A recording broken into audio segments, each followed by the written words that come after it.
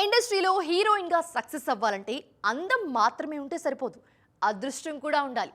పాపం అది లేకే కొందరు హీరోయిన్లు కెరీర్ ఎక్కడ వేసిన గొంగలి అక్కడే అన్నట్లుంది. సినిమాలు చేస్తున్నారు కానీ ఎలాంటి ప్రయోజనం లేదు, వస్తున్నారు పోతున్నారు అన్నట్లే ఉంది. కానీ ఇండస్ట్రీలో ఎఫెక్ట్ అయితే ఎక్కడా చూపించట్లేదు వాళ్ళు. ఇంతకీ ఎవరా హీరోయిన్లు? భాగ్యశ్రీ బోర్సేకి టైం అస్సలు కలిసి రావట్లేదు. మిస్టర్ బచ్చన్తో పరిచయమైన ఈ బ్యూటీ ఆ తర్వాత కింగ్డమ్, కాంతా, ఆంధ్రా కింగ్ తాలూకా సినిమాల్లో నటించారు. కానీ ఏదీ సక్సెస్ కాలేదు. ప్రస్తుతం ఈమె ఆశలన్నీ అఖిల్, లెనిన్ సినిమాపైనే ఉన్నాయి. ఇక కావ్య తాపర్ కూడా డబుల్ స్మార్ట్, ఈగల్, విశ్వం లాంటి సినిమాల్లో నటించినా ఫలితం శూన్యమే. సాయి మంజ్రేకర్ పరిస్థితి అంతే. మేజర్తో మంచి హిట్ కొట్టిన ఈ భామకు ఆ తర్వాత మళ్లీ హిట్ లేదు. గని, స్కంద, అర్జున్, సన్నాఫ్, వైజయంతి సినిమాలు బోల్తా కొట్టాయి. గ్లామర్ షో చేస్తున్నా సాయి మంజ్రేకర్కి ఒరిగిందేమీ లేదు.